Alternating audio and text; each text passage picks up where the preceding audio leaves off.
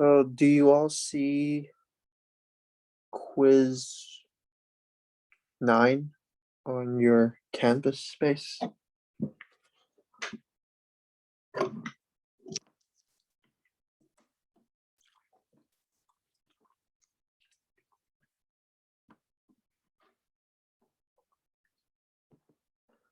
Okay, cool. So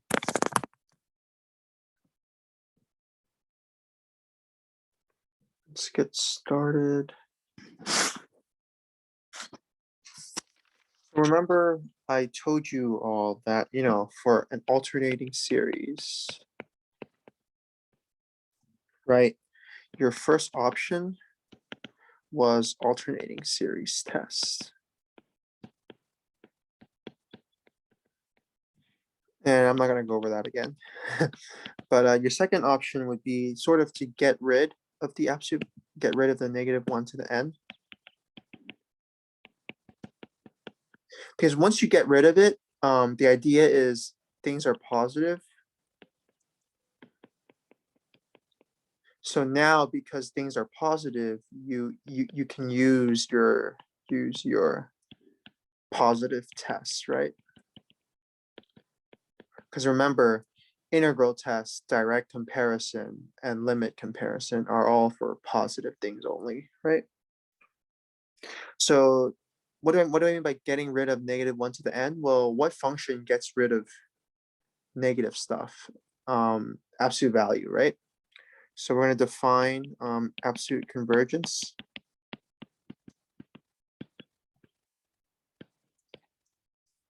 So basically, some an converges absolutely. I mean, it's exactly what it sounds like. The absolute means the absolute part is just absolute value. If you take absolute value, it converges. And there is a theorem that says a series,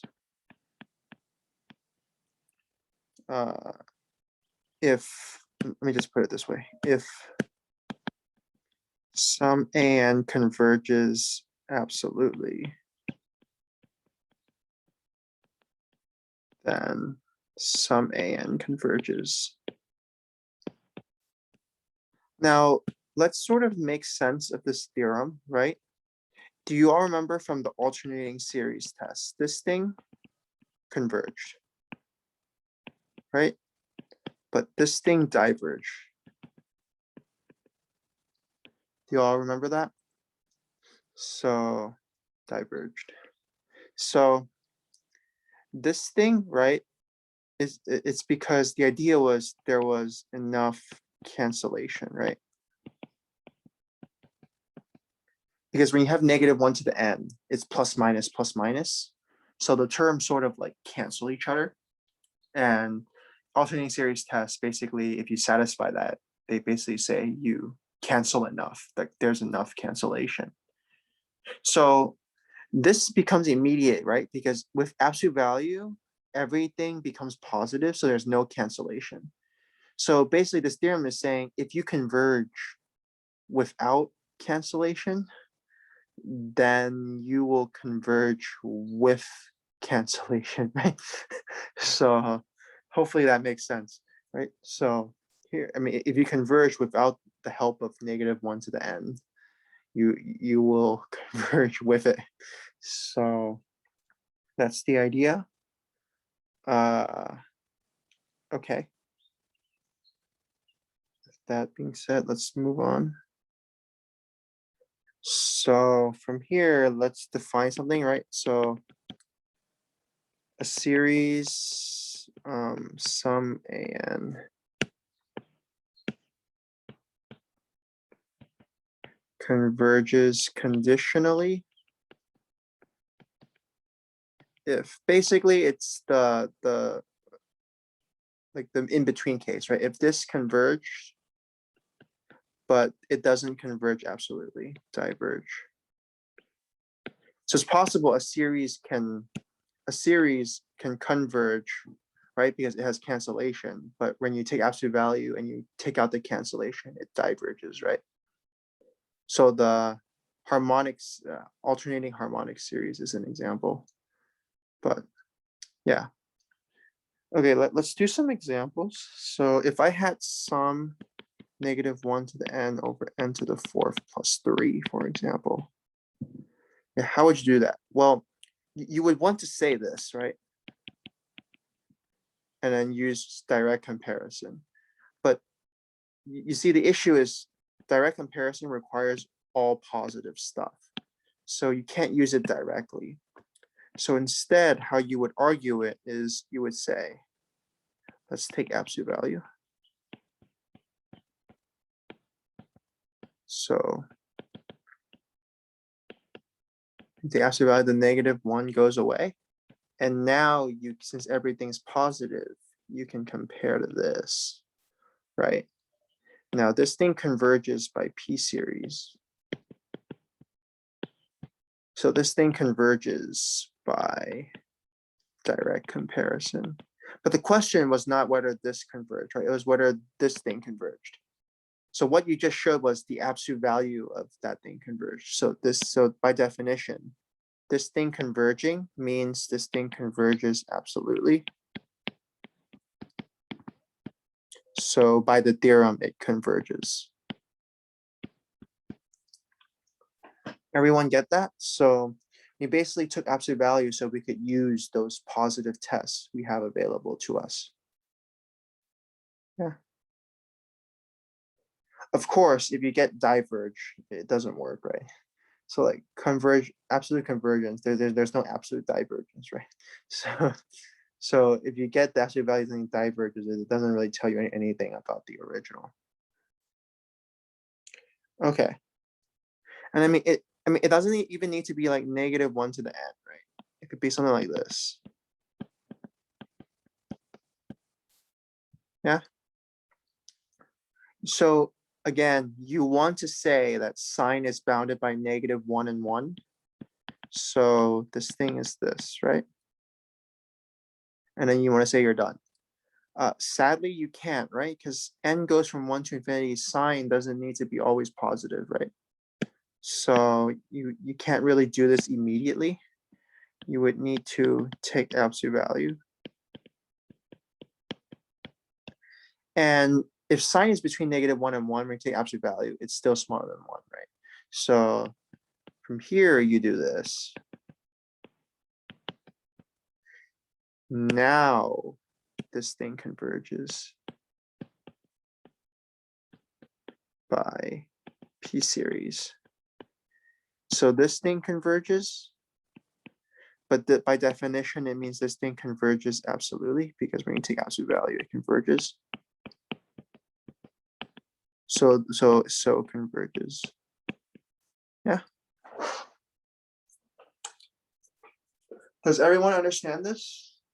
Or get why we do this?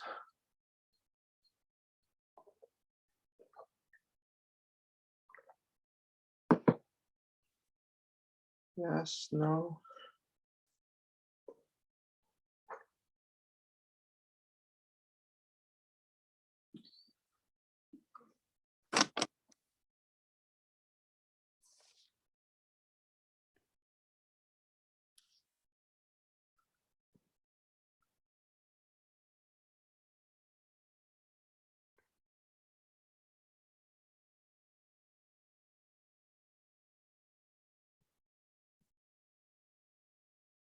Good.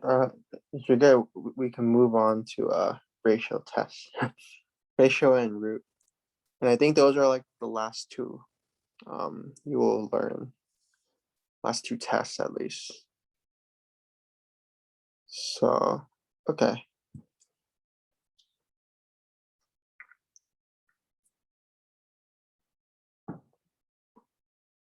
So, ratio test. So let me just say, if you have sum n equals 1 to infinity an, this is good for factorials.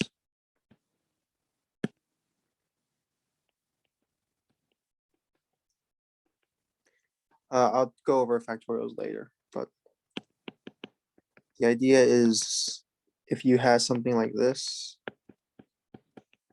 when you consider like the ratio of the next term over the previous one, you're gonna get that, you have three cases, right? It's if L is smaller than one, you get then it converges absolutely. Converges absolutely. So again, if you converge absolutely, in particular, you converge. If it's equal to one, it's inconclusive. So inconclusive does not mean converge or diverge. Yeah, it just means use another test. And if it's bigger than one, then it diverges. And then the root test is similar. Root tests, I think you should all be comfortable with this because I mean you only use it's good for nth powers. So really, unless you're seeing tons of everything to the nth power, like chances are you're not going to use root test because I mean nobody likes taking nth roots, right? Who likes working with like nth roots? Like nobody likes working with like cube roots, square roots. So why should we work with nth roots? I mean, the only reason would be if there's something to the nth power and you want to get rid of that nth power. But yeah, so basically, limit n goes to infinity. So taking the nth root absolute value of an, right? And this thing, so again, if it's L, if it's smaller than one, converges absolutely.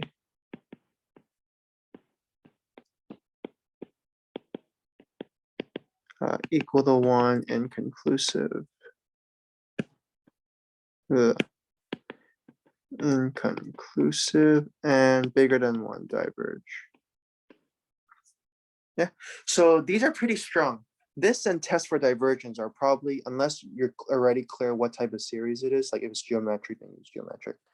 But like the go-to ones would be test for divergence and like ratio. Because if test for divergence, if the limit's not zero, you're done. Right. And for ratio test, if the limit's not one, you're done. Yeah. So okay. Let's do an example of ratio. So ratio test.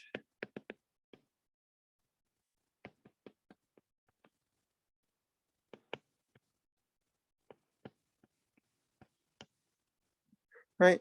So this is my AN, right? So remember, for ratios, I need AN plus 1 over AN, right? So here I need to replace n with n plus 1. So this becomes negative 1 to the n times 3 to the n plus 1 over 2 to the n plus 1, n plus 1 cubed. And now I'm taking this limit, right? Well, let's see what happens. If I just write out AN plus 1, it's this.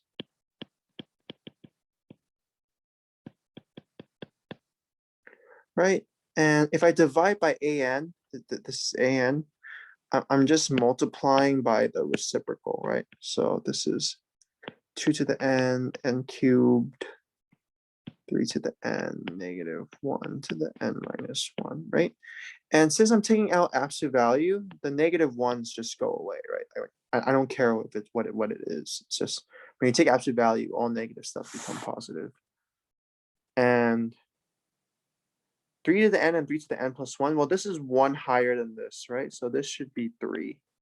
Agree? Like I mean, if you're 1 higher, like 3 to the 4th over 3 cubed, this will cancel the 3, right?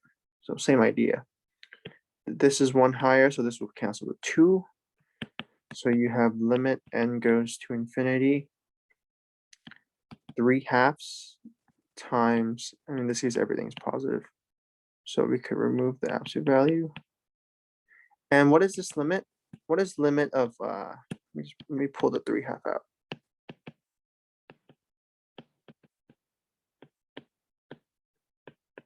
What is limit of n cubed over n plus 1 cubed?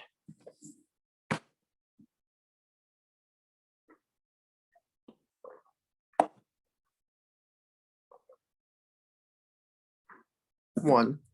Good. It's 3/2, which is bigger than 1, right? And if you go back to ratio test, if it's bigger than 1, we diverge.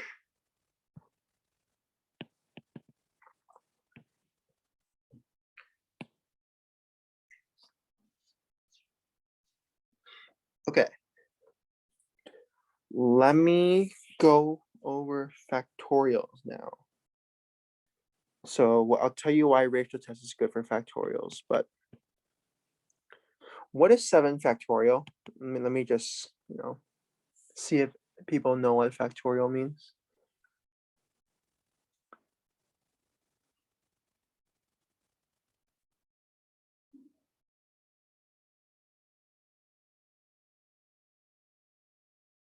Mm-hmm.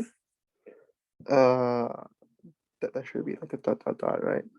So basically multiply all numbers down to 1. So like 4 factorial is 4 times 3 times 2 times 1. Yeah. I mean, there's like a way to define it. For now, just, factorials for like integers. Yeah. So what I'm claiming is ratio tests gets rid of factorials. Gets rid of, not completely, but it gets rid of the exclamation mark. Yeah, and let's sort of see what's happening. So if I have this, 100 to the nth power, right? If you try using test for divergence, I guess, like you will get it, and this is non-zero, but it's kind of hard to see, right? Because like you never really used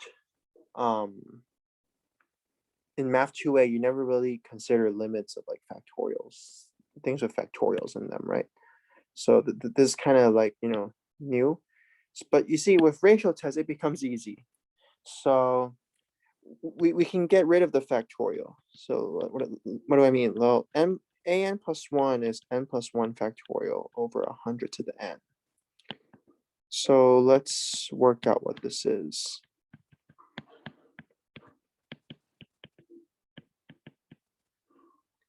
Well, this is, n plus 1 factorial over 100. Oh, sorry, this is n plus 1. Yeah, n plus 1 times 100 to the n over n factorial. And now this one's the easy part. So you have 1 over 100.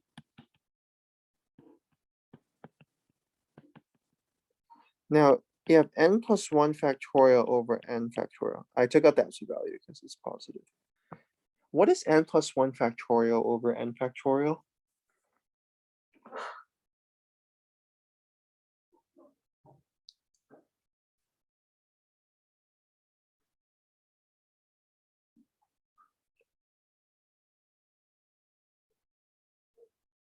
Let's make it easier. Let's take n to be 6.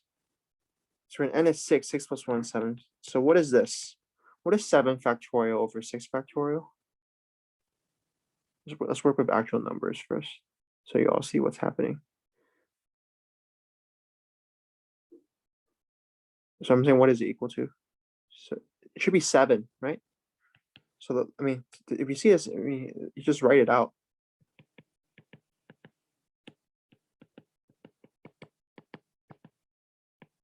Boom, boom. Yeah. Okay, let's do one more. Let's take n to be 3. So it's 4 factorial over 3 factorial. What is this?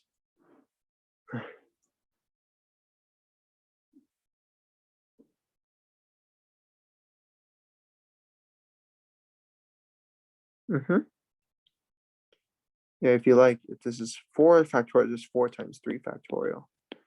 So you should get 4, right? So my question is, what is this then? What is n plus 1 factorial over n? Yeah, in fact, yeah, n plus 1. Good. And that's what I mean by you get rid of factorials, right? Because things will cancel is the idea. So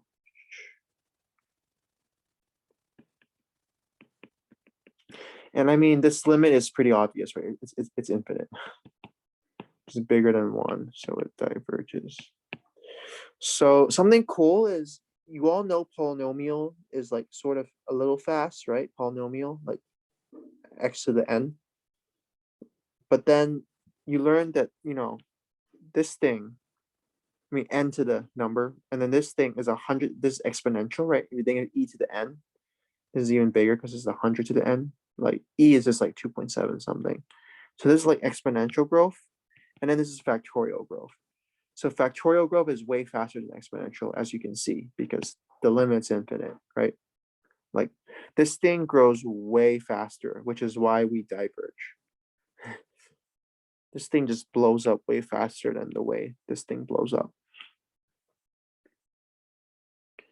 So if you care about like which stuff grows faster, like I would say like it would be like, n to the 100 is really slow, 100 to the n is faster, and then n factorial is just crazy. Okay. Does everyone get what I mean? Does everyone get it? Like, so basically my advice to you is if you see a factorial sign, use ratio test. Yeah. So, okay. I want to clarify something, and I think this is probably on your WebAssign. Like they might put this on WebAssign. It's if they do it something to the 2n plus 1. So this is my AN. So a lot of Math 2B students get mixed up with this. So when I do n plus 1, I have this.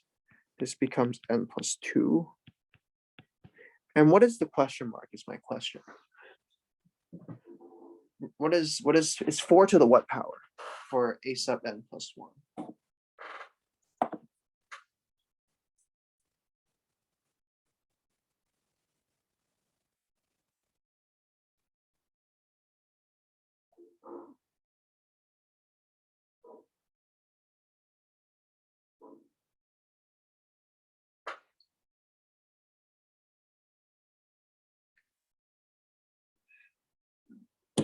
Mm-hmm. Yeah, good. I guess it's because I told you it's tricky. So don't tell me it's 2n plus 2 or else it's wrong. So this, right, I'm replacing n with n plus 1, right? Like if I did a3, what you would do is you would replace this n with a 3, right? So same idea. If I do a sub n plus 1, I'm replacing the n with the n plus 1. So this is what it should be. And this is 4 to the 2n plus 3. Yeah. So now if I take this limit,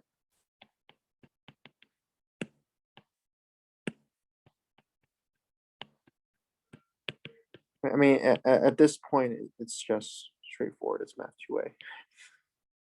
This was the tricky part. So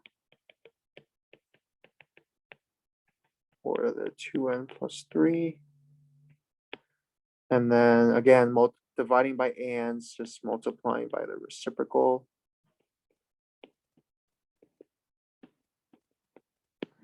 Okay, so well, 10 to the n plus 1 cancels 10, right? This thing is 2 lower than this, so this thing cancels the 4 squared, which is 16.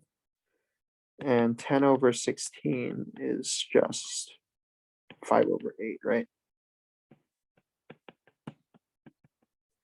And I mean, hopefully you know that the limit of that is 5 over 8.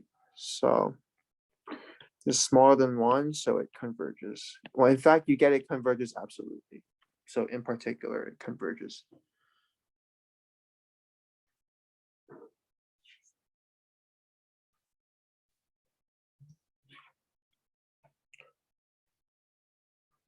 Everyone clear on this? Or everyone clear on ratio tests?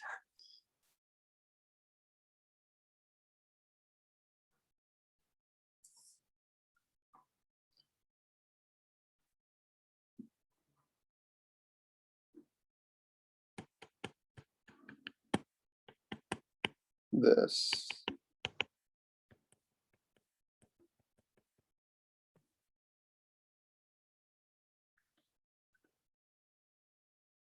right? Because this is 2 more than this, right? I mean, like the power is 2 more, right? So I mean, like, just think of it like, I don't know, like if the power on the bottom is 2 more than the power on top, you're gonna get this, right?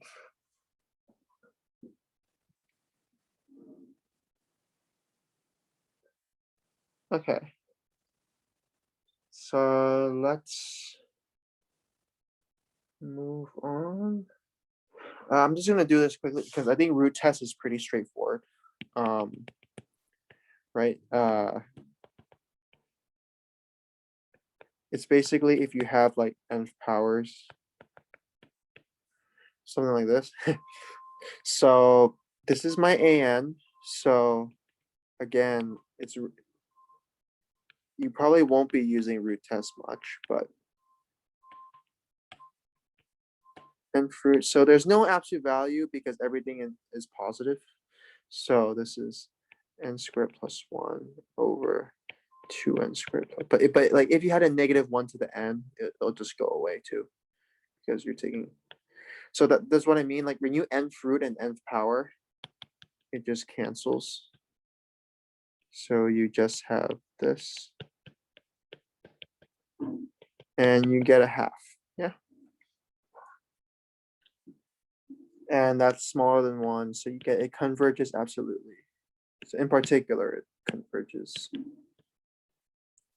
So again, you really only want to use this for nth power because I mean, why would you ever want to work with square roots and nth roots? No, nobody likes doing that. So you really only use it if you can get rid of something.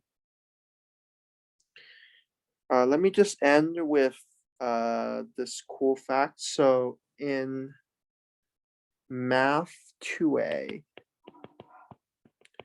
you all learn that this is true.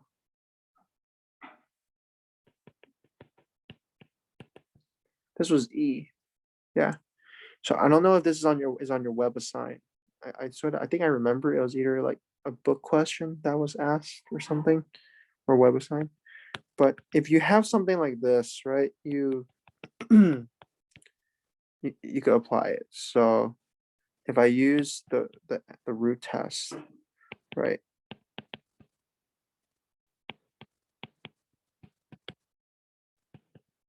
Again, everything's positive, so we could just ignore the square root. 1 plus 1 over n to the n squared. So what happens when you nth root and n squared? The power to you just get n, right? So this is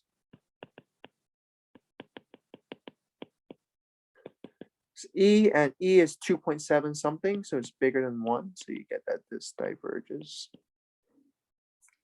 But yeah, that's something cool. You could use what you learned in math 2A. That this thing is E. Do you all want me to go over why it's E, or do you want to try it yourself?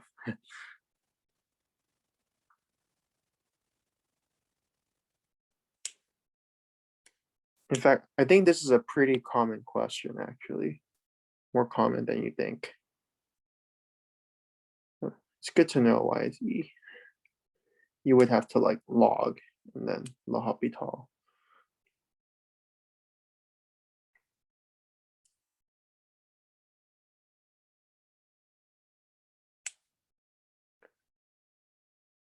Everyone clear? Yes, no.